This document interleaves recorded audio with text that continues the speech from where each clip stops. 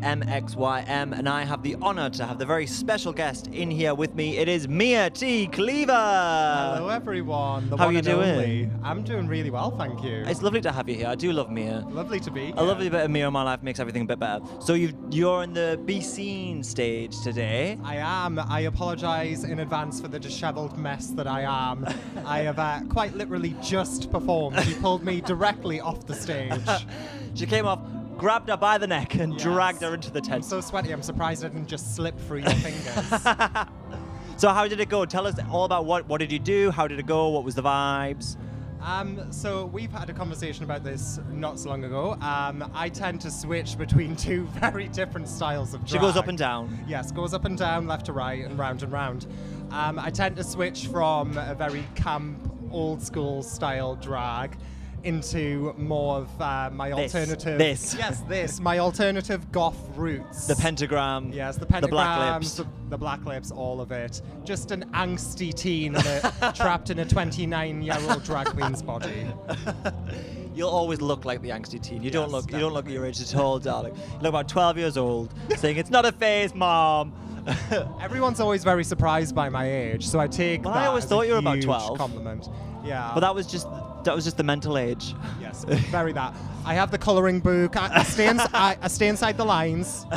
Well done. I'm very proud of you for that. So what songs did you do? What was the vibe of the performance? So I wanted to go for more of a goth, heavy metal vibe. So I did a medley of Rob Zombie films. Rob Zombie songs, sorry. I love his music, but I also love his film work.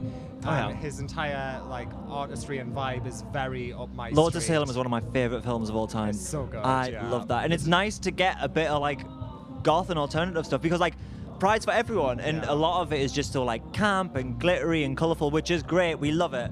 But as a little goth boy myself, it is really nice to just look around and see some goth. And I know it's emo, but I've seen so much My Chemical Romance merch today. I know. The emos are out in droves today. I know all of our little goth and emo babies. I'm like, come to Come to Pride. Come you don't to have Pride. to sit with all the colourful people. I'm with a rainbow right now, but I know we whether can you are come to Pride all too. in colour, whether you are all in black, you are just as queer as the next person. And I think there's just something so inherently queer and other about goth and horror stuff. It is so queer. I think it's because it's a counterculture, isn't it? Yeah. We all tend to be the outsiders, and Pride is somewhere that we all tend to meet in the middle and come together, which is lovely to see. And the goths are always friends with the gays at school. Absolutely, yeah. The weirdo table at lunchtime. the weirdos. It's what's it? Birds of a feather. We flock together. We are the weirdos, mister. Yes, we are the weirdos, mister. So, since we're talking about what does Pride mean to you? Oh goodness me, it's hard to. I'll not cry because it would be very ungoth. Not again. Yeah, I'm a goth. I can't be showing emotions. I won't cry. Pride is beyond important to me as an individual. When I was a kid, there wasn't. I say that like I'm 40. I'm not. I'm 29.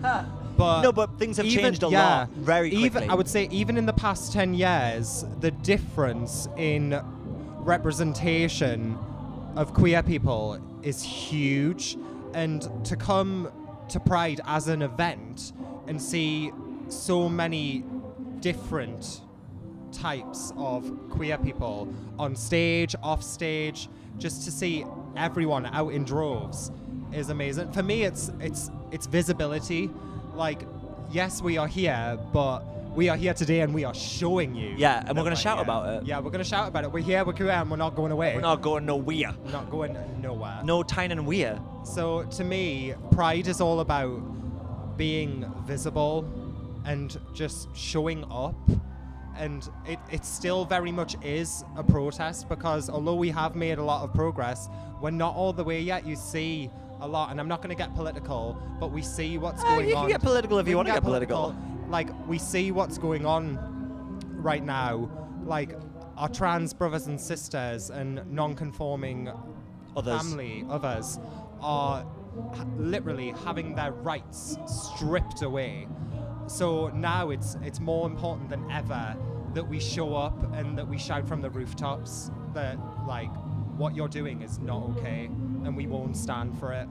And I think like something like the B scene stage is something really good for that, because the main stage, while we do get those messages on the main stage with people like Drag Castle doing it, it's more about the party vibe and bring where the smaller stages like the Curious stage and the B scene stage, there's a lot more room to take those kind of messages and make a stand and do alternative things. Like people have every right to party and to let their hair down and have fun. Goodness knows we need it. Because we need a little bit of it. Yeah, but Pride in itself is a protest, and like we will get those messages across, and if that is on the B scene stage, whether that is on the main stage, doesn't matter, as long as we are talking about these issues. And keeping it in the front of our mind and making sure we all know and are aware and not taking it all for granted. No, absolutely not. So, Mia, where can we find you in real life, online? Where can we get a bit of meat in our life? Yeah, everyone needs a bit of meat. Everyone needs a bit of meat. Served raw, unless you're vegan. course. Mia is a vegan alternative. How dare you? Blasphemous. No, vegans, don't hate me, please. I promise I'm nice. You can find me on Instagram and Facebook at Mia T Cleaver, Mia _ just search Meat Cleaver, you will find me. There's not anyone with an... That's why I chose the name. There's no other Meat Cleaver.